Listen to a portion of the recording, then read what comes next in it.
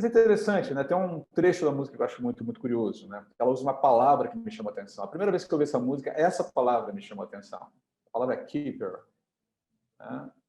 Eu gostaria que você fosse o meu guardião, né? É tão frio aqui no seu deserto. Eu quero que você seja meu guardião, mas não se você for negligente. É interessante como essa aspiração humana pela redenção, pelo resgate, pela proteção, pela provisão. Aqui, no caso, uma mulher em relação ao homem, claro, né? Mas, de uma forma geral, as pessoas almejam, elas precisam, elas querem, elas buscam esse refúgio. O ser humano precisa disso, ele está atrás disso. Ele não consegue viver sem essa expectativa de que, sim, ele pode ser resgatado, sim, ele pode ser reconduzido a uma condição que lhe escapa, a uma condição que ele não consegue, na qual ele não consegue permanecer sozinho.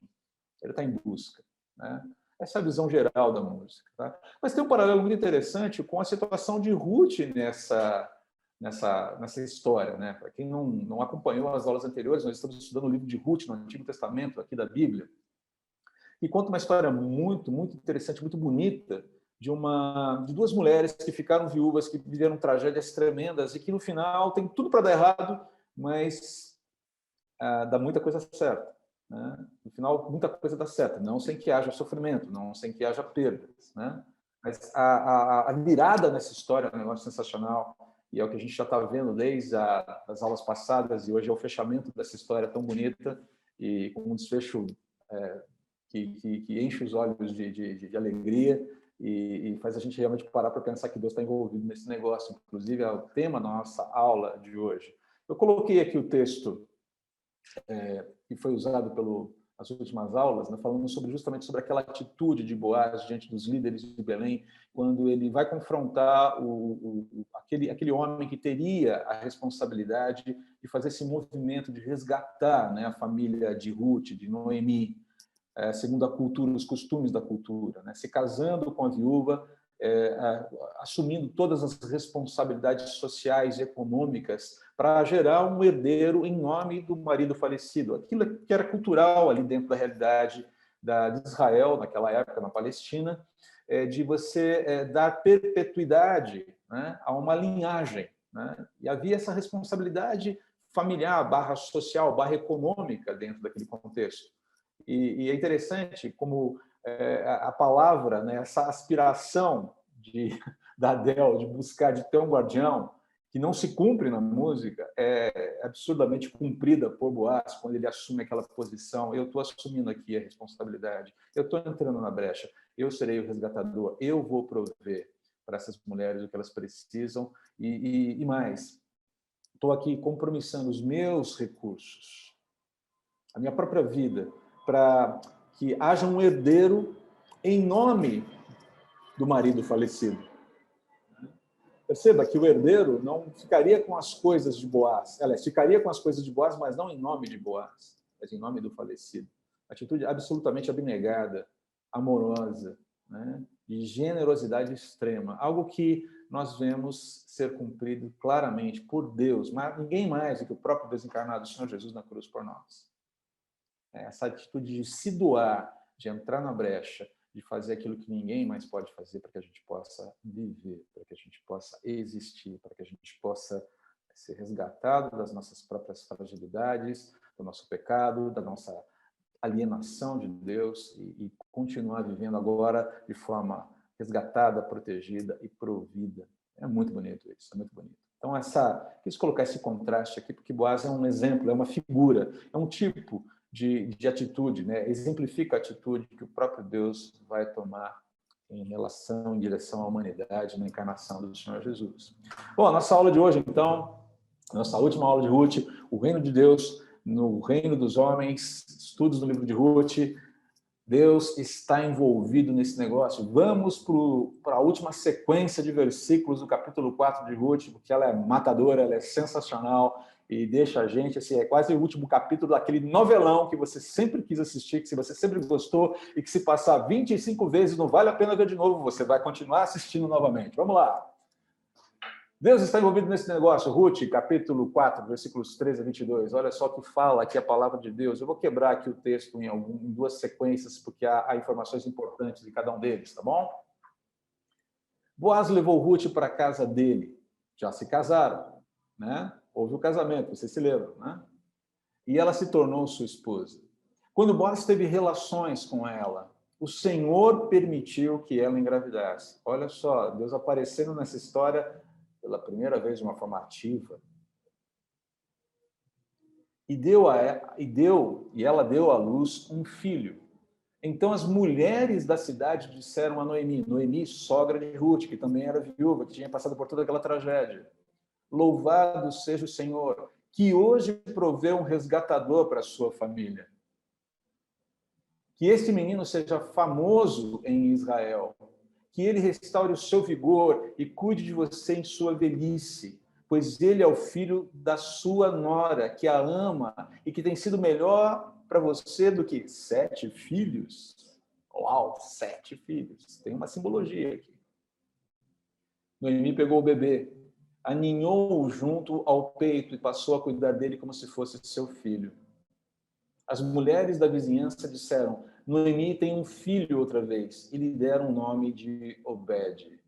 É óbvio que Ruth não passou o filho para Noemi e disse: toma que o filho é teu agora. Não, mas há todo um trato, há uma vinculação familiar ali diferente, em que aquele menino, filho de Boaz e Ruth, ele é um cuidador, desde cedo, ele supre uma necessidade também emocional no próprio coração de Noemi. É uma história maravilhosa. Quando a gente chega ao fim da narrativa aqui, então a gente tem uma profusão de eventos alegres contrastando com o tom pesado do início da história. Vocês se lembram? A Noemi se muda com a família para Moab e não muito tempo depois o marido e os 2 filhos morrem e ela fica sozinha com 2 noras, 3 viúvas, vivendo juntas numa sociedade patriarcal em que ser mulher viúva sem descendentes era uma tragédia pura. Era uma tragédia assim, era ok, meu fim está próximo e eu estou literalmente lascada nessa vida. Então, o casamento aqui de Boaz e Ruth é a ocasião onde aquele plano audacioso de Noemi para assegurar um novo lar para a nora, né? Nós vimos ali nas aulas passadas ali com a Liliane, com a Yarinha, né? Também a promessa particular de Boaz feita a Ruth ali no campo, na eira, no final da colheita. E também a posterior proclamação pública nos portões da cidade, depois que Boaz assume essa posição: eu vou casar com essa moça, eu vou assumir a responsabilidade. É nesse momento que toda essa história encontra um desfecho profundamente aguardado. A gente vai lendo a história e fala: cara, tem que dar certo isso aqui. Tem que ter um final bonito, tem que ter um final feliz, porque, na verdade, essa ideia de história de final feliz, ela vem, viveram felizes para sempre, a despeito de todo o romantismo que se tem, isso vem de algum lugar. Isso tem um eco lá do passado, da eternidade passada, em que Deus promoveu as coisas e falou assim: as coisas precisam ser perfeitas e elas vão acabar de formas perfeitas porque eu estou garantindo isso. O final da história é um final feliz para todos aqueles que confiam em Deus. Então, os contos de fada têm um certo pezinho na eternidade. Mas vamos voltar aqui para a história, né? A declaração aqui que as mulheres de Belém fazem, as declarações que aparecem aqui, né, de que Deus, Yahvé, é quem permitiu que Ruth concebesse e desse luz a um filho, de certa forma, o cumprimento da petição que Boaz fez em favor de Ruth, lá no capítulo 2, versículos 11 e 12. Você se lembra? Olha, você é bendita porque você veio procurar abrigo debaixo do Deus de Israel, que ele te abençoe muito.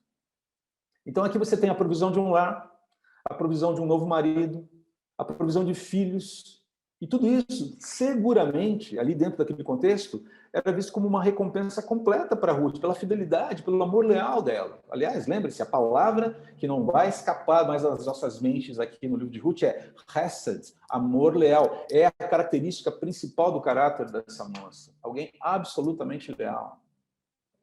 E é visto como uma justa retribuição pela lealdade com que ela tratou Noemi. Então, há um encantamento aqui nessa cena, porque tudo parece girar em torno de Ruth e Noemi, né? Na verdade, para Noemi, Noemi é o grande personagem aqui, que está sendo, de certa forma, destacado, porque ela recebe uma manifestação do carinho de Deus, do apoio de Deus, do abraço de Deus, de uma maneira maravilhosa. Há vários personagens aqui, mas Noemi é, de longe, aquela que é mais abençoada nesse cenário aqui. Mas é interessante que a operação de Deus transcende a existência de Ruth, Boaz e Noemi. A gente pode ver aqui que perdão, pulei aqui um slide, tá? Deixa eu colocar alguns aspectos marcantes da cena final. Estava vendo que tem alguma coisinha que estava faltando aqui. Tá? O primeiro deles aqui é que essa cena agora é dominada pelas mulheres e as suas preocupações, em contraste com a cena anterior que o João Marcos mencionou, em que era marcado pelos homens e as suas preocupações. Essa cena festiva, ela é marcada pelas mulheres, pela presença das mulheres, pela fala das mulheres. E Deus é celebrado por esse coro de mulheres. E não pelo fato de não permitir que a linhagem de Elimeleque se extinguisse, Elimeleque, marido de Noemi, mas por não deixar Noemi abandonada. Perceba que o enfoque não é, olha só que maravilha, há um descendente, foi providenciado um herdeiro para a linhagem de Elimeleque. Não, Noemi não vai ficar abandonada, Deus cuidou dela. Essas mulheres não celebram a identidade de Obed, o filho de Ruth e Boaz, que, por sinal, diga-se de passagem, sabe qual é o significado de Obed? Alguém sabe? Alguém quer arriscar aí? Tirar do hebraico aí, ou tirar as teias de aranha do seu hebraico aí? Obed significa servo. Parece que esse nome não foi dado por acaso, né? Obed significa servo. Então, elas não celebram a identidade de Obed, o servo, proclamando Elimeleque, o falecido marido de Noemi, tem um herdeiro. Não, elas falam, Noemi tem um filho. É um foco no cuidado de Deus com ela e numa relação muito próxima. Não se trata apenas de um herdeiro, não é um aspecto meramente legal, tem aspectos emocionais envolvidos. Deus está preocupado, está envolvido nesse negócio de cuidar do coração também de Noemi. O coração foi ferido e foi machucado com as perdas passadas. Segundo ponto aqui, né? Além disso, a reação das mulheres de Belém também vão evidenciar uma coisa muito curiosa aqui. Né? Tem um contraste muito bonito desse momento festivo com aquele momento em que Noemi e Ruth voltam para Belém e Noemi está amargurada da vida. Então, se na chegada havia consternação, havia dor por verem o que estava acontecendo com aquela mulher que elas já conheciam e agora também com a recém-chegada nora de Moabe, aquele país um pouquinho ali a leste de Israel, agora elas estão ali celebrando, e num contraste que é absolutamente comovente, celebrando a Deus pela restauração. Houve dor, houve lamento, houve, nossa, que coisa difícil que está acontecendo. E agora existe um júbilo pelo bem-estar do outro. É uma alegria genuína, essa alegria que é vivida diante de Deus pelo bem-estar do outro, pelo que Deus está fazendo pelo outro. Isso é maravilhoso, isso é fantástico, isso é fenomenal. É sensacional. É o tipo de alegria mais genuína que pode existir, quando você se alegra diante de Deus pelo cuidado do outro. Agora, percebam aqui as características dessa alegria, porque elas estão absolutamente antenadas no que Deus está fazendo e atribuem a Ele todo o cuidado desse movimento festivo, desses acontecimentos festivos. Primeiro, Deus provê um resgatador, um goel, né? Aquela palavrinha que a gente aprendeu com João, que na infância, que durante a sua infância, vai revigorar a felicidade de Noemi. Quase como se ela sentisse aquele prazer novamente de ser uma mãe. Talvez um prazer ainda mais intenso, né? Uma avó-mãe. Né? O Bed deve ter sido realmente bem mimado ali. Se não fosse Boaz ali, Ruth, talvez, o menino folgadinho de Jesus. Né? Mas para pensar o quanto essa presença dessa criança deve ter preenchido o coração de Noemi com ternura, algo que ela precisava tanto. Agora, o mais interessante é que não se trata apenas de um resgatador, né? Era filho de quem era? Ruth. E o mais interessante é que essas mulheres falam, se você voltar aqui para o texto, ela falou, olha, ele é filho da sua nora. Mulheres falando sobre uma mulher aqui, tá? Filho de sua nora, que a ama e que tem sido melhor para você do que 7 filhos. Eu não sei como é que vocês, mulheres, se veem nessa questão aí de uma elogiar a outra. Mulheres elogiando mulheres. Como é que funciona isso? Alguém? Eu quero aqui ouvir um pouquinho. É fácil mulheres elogiarem mulheres? Isso sai com muita tranquilidade? Isso é bom? Isso é tranquilo? Eu queria ouvir de vocês um pouquinho como é que funciona essa dinâmica do elogio feminino a uma mulher, né? Dentro desse universo. É porque eu não sou homem. Então, como é que funciona? Isso é normal? Isso acontece com facilidade assim, gente? E aí? Pode abrir, pode falar. Então, Gava, a Liliane. Oi, Liliane.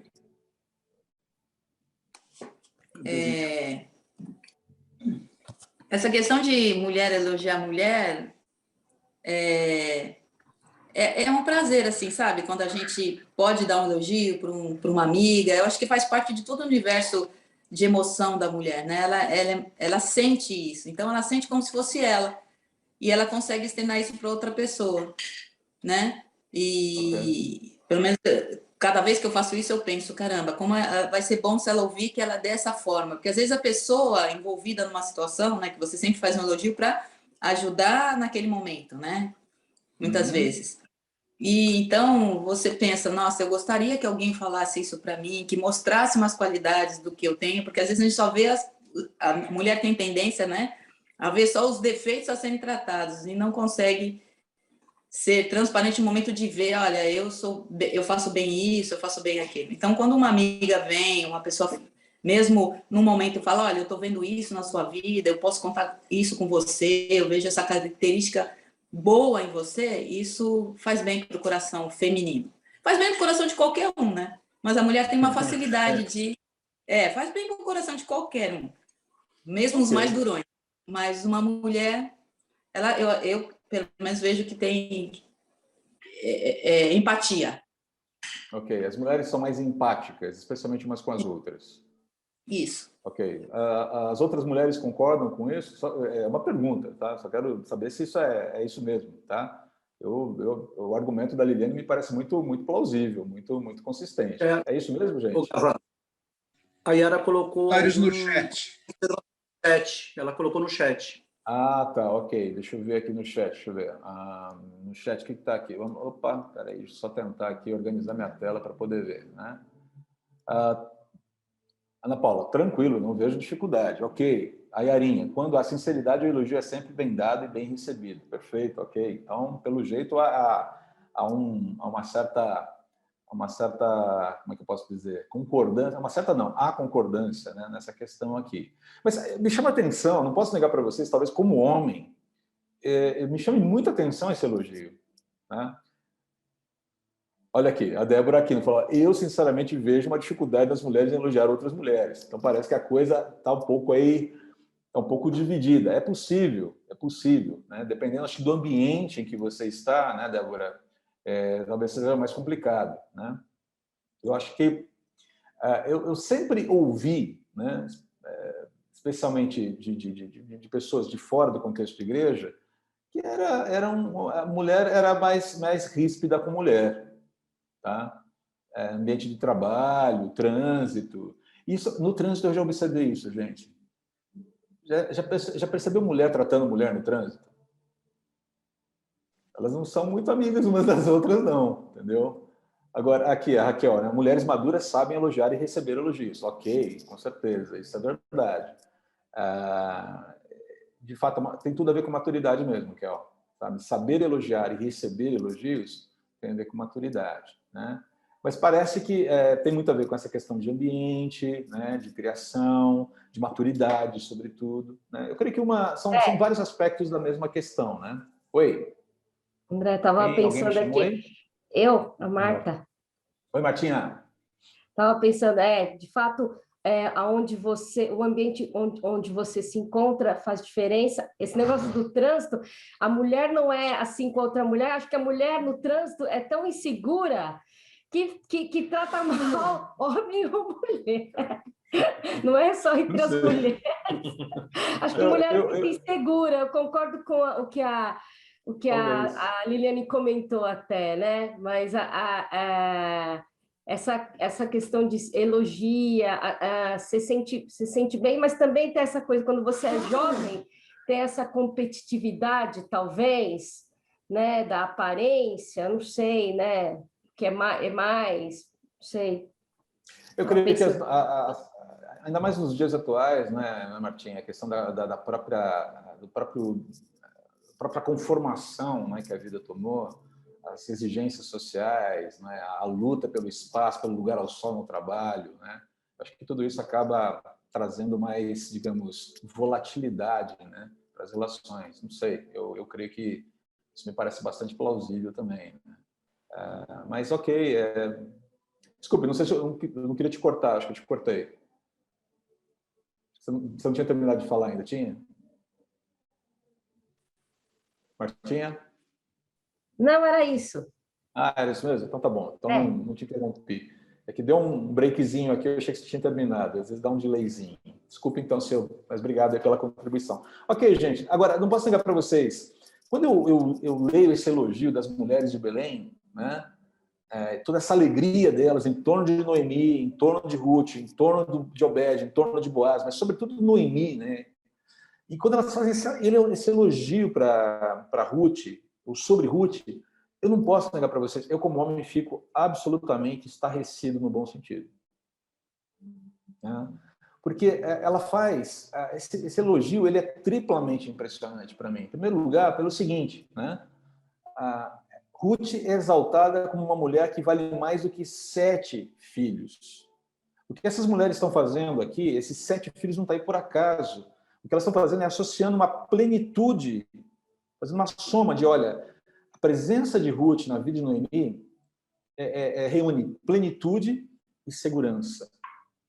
Plenitude porque o número 7 e seus múltiplos no Antigo Testamento, eles tinham uma simbologia de perfeição. O 7 não tem nenhum poder místico aí, tá? Mas existe essa simbologia, né, de que o número 7 e seus múltiplos são perfeição, simbolizam perfeição. E o fato de serem homens, né, tem a ver com a segurança, com a provisão, com a proteção que uma mulher, especialmente naquele contexto, precisava.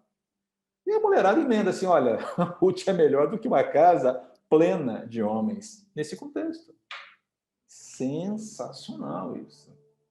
E é dito por mulheres, triplamente impressionante por isso, dito por mulheres. E essa comparação dupla, né? essa equiparação à perfeição, uma casa plena de homens. Olha, Ruth é muito melhor do que uma casa plena de homens. A lealdade dela, o vigor, a força, e ao mesmo tempo doçura. Né? Você vê a submissão, a forma como ela se coloca diante de Boaz, ela se submete aos cuidados dele, ela se deixa ser protegida e guardada por ele. Ruth não é uma mulher fraca que não vai à luta, mas ao mesmo tempo sabe reconhecer a presença de um homem sério, um guardião, que não é negligente. Não é interessante isso? Por isso que essa história é envolvente, né? Porque você tem um resgate dessa masculinidade madura e dessa feminilidade madura que devem operar juntas para a glória de Deus. Esse é o projeto de Deus para o homem e para a mulher. Não é? Isso é fantástico nesse livro aqui. E tem um outro ponto aqui, né? Sobre Obed, né? Não havia qualquer dúvida na mente dessas mulheres que o filho de Ruth apresentaria os mesmos traços de caráter da mãe, né? Que iria corresponder às expectativas colocadas sobre ele. Né? Se você volta ali e fala, olha, que Obed, né? Versículo 15, restaure o seu vigor e cuide de você em sua velhice, pois ele é filho de sua nora. Ele é filho de quem é, meu. Não tem perigo desse negócio dar errado. É claro, né, que isso não garante o caráter de ninguém, mas a cepa ali era boa. Né? Falou, olha, esse menino tem um berço que vai cuidar dele. Né? Um berço no sentido de ouro, né? Mas assim, os pais são conscientes, são pessoas honradas e vão saber educar esse filho para cumprir as responsabilidades que ele deve ter dentro da vida, especialmente com Noemi. Então, imagina o tamanho dessa celebração, gente. né? Depois de toda a jornada trágica dessas duas mulheres, especialmente de Noemi. Mas aqui eu quero chegar num ponto de uma dobradiça que é muito importante do texto. A gente não chegou ao final do texto ainda. A operação de Deus transcende, como eu disse, a existência de Ruth, Boaz e Noemi. Vai além, né? Compondo um quadro maior que a história completa deles. Muito maior, mas muito maior. A provisão soberana de Deus aqui é caracterizada tanto por acontecimentos marcantes e pontuais na história de cada um deles, quanto por desdobramentos muito amplos que sequer Ruth, Boaz e Noemi saberão. Olha só que interessante o final do livro de Ruth. As mulheres da vizinhança disseram: Noemi tem um filho, outra vez, e lhe deram o nome de Obed. Ele é o pai de Jessé, pai de Davi, é o rei Davi, o homem segundo o coração de Deus. Esta genealogia de Pérez, lembra de Pérez? Quem foi Pérez? João Marcos citou na aula passada, né? Pérez foi filho de Judá, um dos filhos de Israel, né? Filho de Judá e da sua nora Tamar, aquela história complicada lá, né? Porque Judá foi negligente, foi um guardião negligente, era o cara lá que estava lá conversando com quem a Adel estava conversando ali. Tamar teve que tomar uma atitude, não estou dizendo que foi uma atitude correta, mas ela foi atrás de resolução de um problema que um homem deveria ter resolvido. Pérez é filho dessa mulher. E é da linhagem de Pérez, na linhagem de Pérez, que tudo isso acontece. Deus está querendo, parece que, comunicar alguma coisa aí, não está? Não. Ele é filho de Pérez, é filho de Judá e Tamar. Ela recorreu a um expediente complicado para fazer valer a lei do levirato, né? Essa ideia do resgatador, ou seja, olha, eu fiquei viúva, o seu filho morreu, eu preciso de um descendente. E Judá vai enrolando, ela dá um jeitinho, ela vai lá, engana o sogro, dorme com o sogro e tem um filho do sogro. E depois ele fala assim, você é mais justa do que eu, porque eu fui negligente com você. Mas é uma relação maravilhosa aqui, olha, continua, né? Pérez gerou Esrom, Esrom gerou Rão, Rão gerou Aminadab, Aminadab gerou Naasson, Naasson gerou Salmão, Salmão gerou Boaz, Boaz gerou Obed, Obed gerou Jessé, Jessé gerou Davi. Sabe o que é interessante? Pérez, Boaz e Obed têm uma coisa em comum. Pérez é filho de Tamar, uma viúva negligenciada. Boaz é filho de Raabe, uma prostituta com fé, que se arrependeu e confiou em Deus. Lembra-se? Ela foi aquela que acolheu os espias em Jericó. E Obed é filho de Ruth, uma estrangeira leal. Tamar, Raabe e Ruth. Essas três mulheres, ao lado de Batseba, que adulterou com Davi e foi mãe de Salomão, e ao lado de Maria, são as únicas 5 mulheres que aparecem na genealogia de Jesus em Mateus capítulo 1. Será que Deus está querendo comunicar alguma coisa para a gente aí?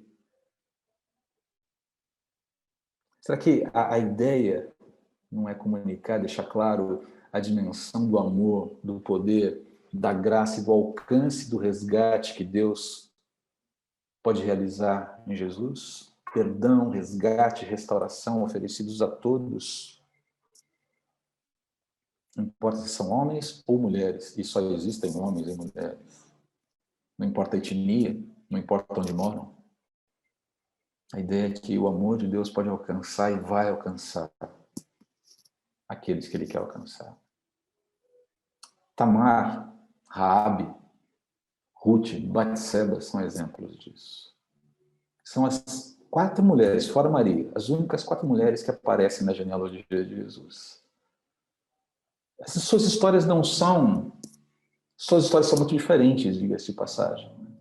Mas todas essas histórias estão registradas nas Escrituras. Nós sabemos quem elas foram.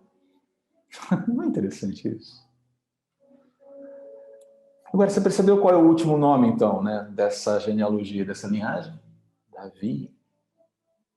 O que Deus está pretendendo com isso? Deixa eu fazer aqui um exercício de vocês, um texto que eu escrevi em torno de Ruth, que eu quero transcrever aqui para vocês, quero compartilhar com vocês. O que será que Deus quer com isso? Aliás, primeiro deixa eu colocar um texto aqui do Eugene Merrill, né, que é um historiador do Antigo Testamento, que fala: a história de Ruth não foi apenas um elo vital na cadeia messiânica de Abraão a Davi e finalmente Cristo, mas também um instrumento para unir o abismo entre Judá e Moabe. Moabe é um povo aparentado dos judeus, né, mas que viviam as turras com eles. Um típico paradigma da reconciliação que Deus deseja realizar entre as nações, reconciliação que irá cumprir as bênçãos que ele fez aos pais da nação de Israel, Abraão, Isaque e Jacó. A ideia de vermos, Ruth, ela faz essas vinculações muito importantes aqui. É um elo, sim, na cadeia messiânica, que liga Abraão a Davi, culminando lá em Jesus. A genealogia de Jesus aparece em Mateus capítulo 1. Mas também tem a ver com essa ponte entre Deus e todas as nações. Deus vai alcançar quem Ele quiser em todas as nações. Isso está muito claro aqui. Isso está muito impresso ali. É uma das marcas do DNA da genealogia de Jesus em Mateus capítulo 1. Né? O que Deus pretende com isso, então, é oferecer reconciliação eterna. Agora, note, entretanto, que é uma lição importante sobre a nossa história na história de Deus. Quando a gente para pegar a história desse homem, Boaz, e dessas mulheres, Ruth, Noemi, e a sua linhagem, nós aprendemos uma lição sobre a nossa própria história dentro da história de Deus. E aqui, sim, eu quero compartilhar o meu texto com vocês. Teriam Noemi, Boaz e Ruth conhecido Davi? O neto de Obed? Possível, mas pouco provável. Mesmo que o tivesse conhecido, teriam-no visto ungido rei, vibrado com sua vitória sobre Golias? Teriam se deleitado com seus salmos maravilhosos, acompanhado seus dilemas quando perseguido por Saul? Sofrido com seus pecados, chorado com suas tragédias? Teriam se alegrado com o seu coração ensinável quando corrigido por Deus? Teriam visto Davi se arrepender, perder seu trono e depois ser reconduzido a ele? Teriam visto Davi preparar o caminho para o seu filho Salomão e toda a sua glória, evidência marcante da soberana provisão e fidelidade de um Deus de amor? Pouco possível e altamente improvável. Teriam ideia de que na mesma Belém onde viviam, centenas de anos à frente, na plenitude dos tempos, nasceria o Messias? Conheceriam o teor de sua obra redentiva e suas implicações? Saberiam de antemão do vínculo entre eles e Jesus? Boaz e Ruth imaginariam que se encontrariam na genealogia do Rei dos Reis? As informações finais do livro de Ruth e seu significado mais amplo estavam ocultos àquela família. Noemi, Ruth e Boaz não conheceram os desdobramentos da história como nós conhecemos. Não viram o que vemos, não sabiam o que sabemos, mas foram atingidos pela fidelidade de Deus que soberanamente usou e transformou suas tragédias e dilemas em bênçãos não só para a sua família, na Belém de mais de 30 séculos atrás, mas para toda uma nação, alcançando todo mundo, visando o louvor da sua glória. Não é interessante isso? Pensar que aquela família não viu o desdobramento, não sabe tudo que nós sabemos, não sabia tudo que nós sabemos. Não leram Mateus capítulo 1, mas descansaram no Senhor, cumprindo a sua missão e sendo abençoados porque foram fiéis, foram obedientes. Escolheram andar com Deus, foram instrumentos de Deus numa sociedade que precisava de referenciais que refletissem o caráter de Deus. E ousaram fazer isso. Houve sacrifícios. Não foi fácil. Tiveram que entrar na brecha. Ruth teve que entrar na brecha com Noemi. Num momento difícil, em que não havia quase esperança para elas. Se dispôs a fazer, dentre as tarefas daquela realidade, a mais humilhante, que era sair para colher espigas caídas no chão no campo de quem lhe permitisse. E foi nessa atitude ordinária, comum, pequena, que Deus a abençoou ricamente. E a mudança começou a ocorrer. Ela foi fiel nas coisas pequenas. A lealdade se deu não porque o que eu vou ganhar com isso? Não, há uma necessidade aqui e eu sou a pessoa que precisa suprir essa necessidade. A mesma coisa acontece com Boaz, que desde o princípio favorece alguém que precisa de acolhimento. Boaz não se torna favorável a Ruth só no momento em que ela vem pedir para que ele seja o seu resgatador. Boaz é generoso com Ruth desde o princípio. E não é só generoso com Ruth, ele é uma pessoa generosa com todas as pessoas. A descrição dele no texto é muito interessante. A forma como os seus empregados o tratam, a forma como ele trata os seus empregados. É óbvio que você percebe um cuidado específico com Ruth, porque a fama de Ruth já está correndo como mulher honesta, mulher que se doa, mulher que está cuidando de uma realidade, tentando amenizar uma realidade trágica ao seu redor. São instrumentos virtuosos ali na vida, são exemplos que como a gente gostaria de ter essas pessoas do nosso lado, mas essa é a beleza da história. Deus está dizendo, você pode ser essa pessoa ao lado de outra. É você, sou eu. Nós é que somos chamados para viver isso. Hoje, século 21, aqui em São Paulo, ou onde estivermos. O que Deus fez com Boaz, o que Deus fez com Ruth, o que Deus fez com Noemi, pode ser feito na vida do Duda, da Marta, do Leozinho, da Cida, do Sandro, da Liliane, do João Marcos, da Yarinha, da Raquelzinha, da Cibele, da Ellen, da Ana Paula, da Yarinha, da Rita, da Débora, do Fábio, da Joelma, da Jaqueline, da Denísia, da Marília. Desculpe se eu vou esquecer alguém aqui agora. Tem tantos nomes aqui, eu não vou conseguir falar todo mundo. Mas todo mundo que está aqui e mais um pouco. Na verdade, muito mais. Deus está envolvido nesse negócio. Está envolvido. Não tem ninguém mais envolvido na história da nossa vida do que o próprio Deus. E essa beleza, essa riqueza que a gente aprende lendo o livro de Ruth, tem um poder para revolucionar a nossa vida. É sensacional, fabuloso, maravilhoso, tremendo.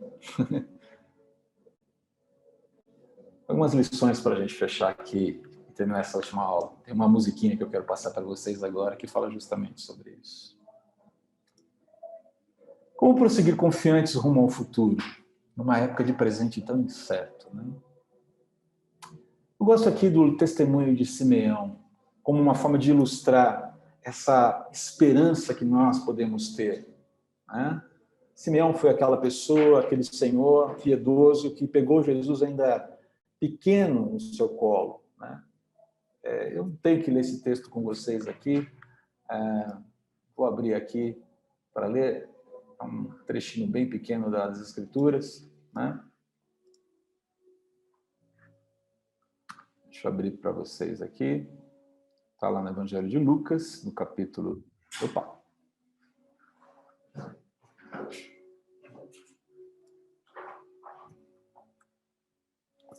Deixa eu só abrir aqui, tá com... Olha aqui, vamos lá. Eu vou aqui tentar... Vocês conseguem ver? Sim. Eu vou ler para vocês, tá? Mas eu vou aqui... deixa eu só ajeitar aqui um pouquinho o texto. A janelinha está um pouquinho pequena aqui. Deixa eu botar. Olha aqui. Completando-se os 8 dias para a circuncisão do menino, foi-lhe posto o nome de Jesus, o qual lhe tinha sido dado pelo anjo antes dele nascer. Completando-se o tempo da purificação deles, né, a mãe, o menino, de acordo com a lei de Moisés, José e Maria o levaram a Jerusalém para apresentá-lo ao Senhor no templo. como está escrita na lei do Senhor. Todo primogênito do sexo masculino será consagrado ao Senhor. E para oferecer um sacrifício de acordo com o que diz a lei do Senhor, 2 rolinhas ou 2 pombinhos. Olha esse cerimonial de apresentação do primogênito, né? Olha que interessante aqui. Havia em Jerusalém um homem chamado Simeão, que era justo e piedoso, e que esperava a consolação de Israel. E o Espírito Santo estava sobre ele. Fora-lhe revelado pelo Espírito Santo que ele não morreria antes de ver o Cristo do Senhor, o Messias, ungido. Movido pelo Espírito, ele foi ao templo. Quando os pais trouxeram o menino Jesus para lhe fazerem o que requeria o costume da lei, Simeão o tomou nos braços e louvou a Deus, dizendo: Ó soberano, como prometeste, agora podes despedir em paz o teu servo, pois os meus olhos já viram a tua salvação, que preparaste à vista de todos os povos, luz para a revelação aos gentios, aqueles que não são judeus, e para a glória de Israel, o teu povo. É interessante que ele vê apenas um bebê. E ele olha para Deus e diz: obrigado porque o Senhor cumpriu a sua promessa. Mas ele não viu, ele não verá, ele não veria o que Jesus se tornaria e tudo o que ele faria. Ele só tem um bebê nas mãos. Mas isso basta. Queridos, algumas lições para a gente aqui. Deus levará a nossa história a cabo até que seu desígnio para nós se cumpra totalmente. Lembre-se que a história é sobretudo sobre Ele, não sobre nós. Nós somos os coadjuvantes aqui. E Ele vai cumprir tudo aquilo que Ele prometeu. Não aquilo que a gente acha que Ele deve. Mas as suas promessas eternas serão cumpridas. Tudo aquilo que já foi revelado, Ele vai cumprir. Lembre-se também que o dia de hoje oferece bênçãos únicas. Identifique essas bênçãos e seja grato por elas. Esforce-se, você vai detectar a fidelidade de Deus em ação a seu favor. Use a sua cabeça, use o seu cérebro, os seus neurônios para fazer essa identificação. E nutra gratidão por esses cuidados de Deus com você hoje, porque eles existem. Nutra satisfação real nos propósitos eternos de Deus, os desdobramentos que Ele vai fazer a partir de agora. E você não vai ver, eventualmente. Mas desdobramentos que serão levados a cabo tendo você também como instrumento nos seus processos. Lembre-se que a nossa expectativa está lá na eternidade, está lá na frente. E que o presente é tempo de serviço, de envolvimento, de engajamento. Por fim, nutra contentamento pela porção da vida que Deus te concede no presente. E esperança na ressurreição que Ele nos assegura em Cristo no futuro. É nesse sentido que consiste a esperança de um crente. Gratidão, contentamento pela porção de vida que Deus nos concede no presente. A ideia aqui não é entrar numa atitude de contentamento. Tá bom, a vida é assim mesmo, então não. Enquanto nós desbravamos, enquanto trabalhamos, enquanto operamos, nós nutrimos o nosso coração com contentamento. E organizamos a nossa vida, os nossos afetos em torno de Deus e dos seus projetos. Deus quer que a gente desbrave. Ele quer que a gente cresça. Mas entenda que a história é, sobretudo, a respeito dele. E a nossa esperança última está na ressurreição, no que vem pela frente ainda. Quero deixar vocês com uma música, mas eu quero destacar só uma frasezinha antes de apresentar essa música para vocês. Uma música que está falando muito ao meu coração já desde sexta-feira. Eu descobri esse grupo recentemente, estou fascinado por ele. Se chama Vocal Livre. E a música que a gente vai ouvir daqui a pouquinho se chama Começar em Mim. E tem uma parte dessa música que me chama muita atenção. A minha oração só é real transformação se começar em mim. Haja mais amor, a começar em mim. Amor que eu tanto quero ver, a começar em mim. Quem me perceber, que antes possa me reconhecer, me descrever, em teu amor. Teu amor, o amor de Deus. Vamos ouvir a música e depois a gente encerra com uma oração, tá bom?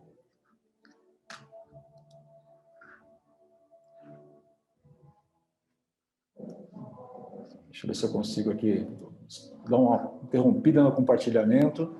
Vou abrir aqui o vídeo e aí eu compartilho de novo, tá bom? Um momentinho só.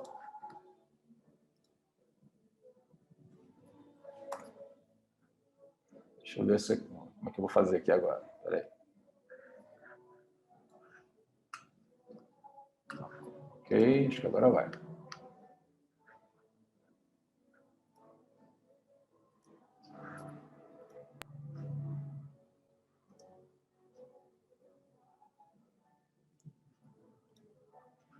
Eu acho que não vai rolar.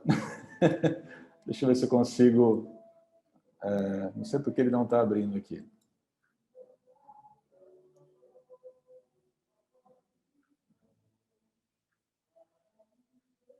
Deixa eu ver se eu consigo. Tá dando play, mas ele não está compartilhando com vocês, porque eu não sei. Eu vou tentar aqui de novo.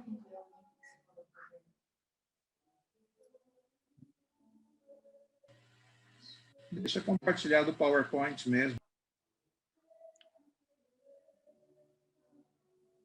Gente, o problema é o seguinte, ele não vai compartilhar no Zoom por conta de proteções de direitos autorais aqui. Eu vou tentar achar deixa eu achar no YouTube aqui, eu acho que eu consigo para vocês. Espera só um pouquinho.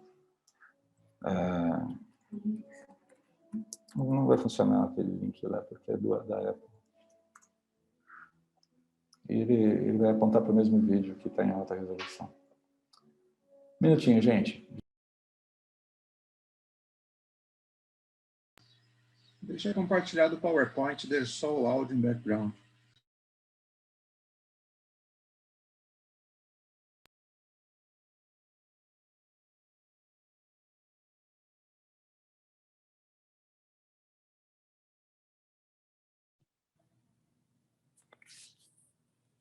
Agora, tudinho, Gabo.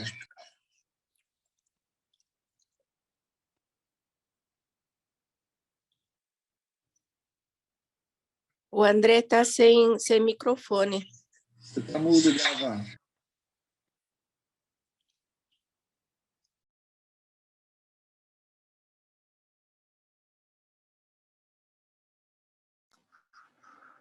Estou falando que tinha que ser com emoção no final, né, gente? Última aula. Se eu consigo. Tá? Deixa eu só aqui tentar achar o arquivo que eu falei para vocês agora. Peraí. Eu não imaginei que pudesse dar problemas do vídeo no Zoom.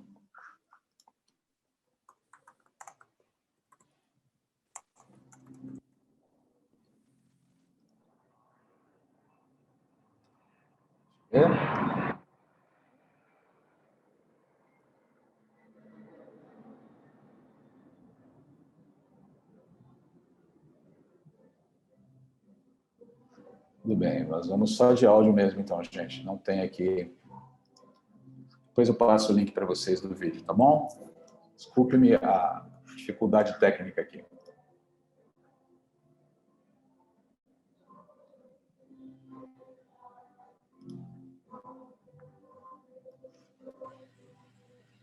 Estamos ouvindo, Gabo. Oi? Não, eu só estou pegando o áudio aqui, só pegando só a música. Está dando um pouquinho mais de trabalho do que eu queria, mas...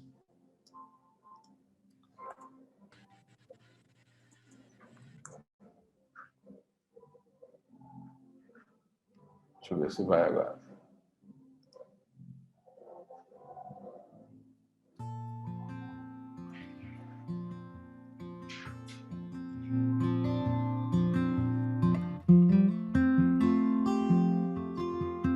Ok. Ouvem? Cedo me acorda a oração.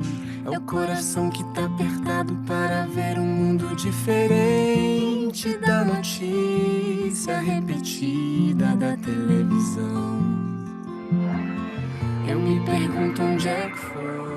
Alguém me explica, por favor, onde é que foi que nós desaprendemos a viver em união.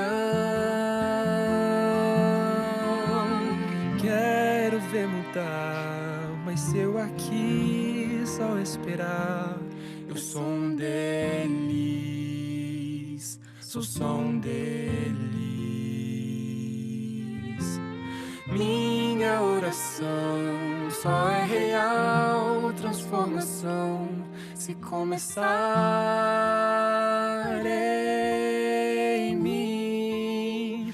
Haja mais amor a começar em mim, amor que eu tanto quero ver a começar em mim, a começar em mim. Quem me perceber, que antes possa me reconhecer, me descrever em teu amor.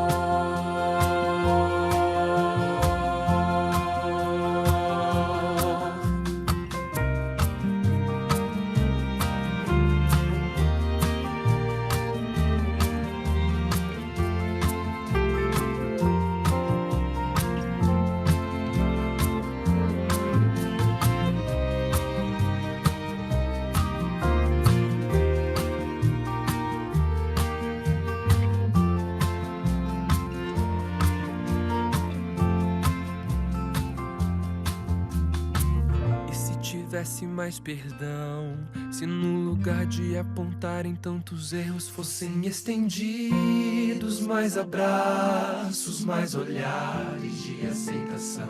Se não mais tanto tempo em vão, se nosso bem mais precioso não faltasse quando pra ouvir, pra entender o meu irmão.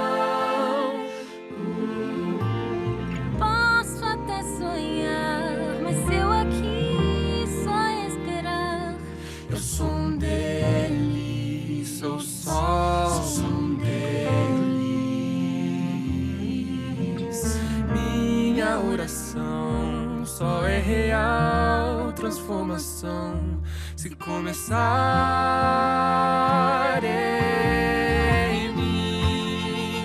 Haja mais amor a começar em mim, amor que eu tanto quero ver a começar em mim, a começar em mim.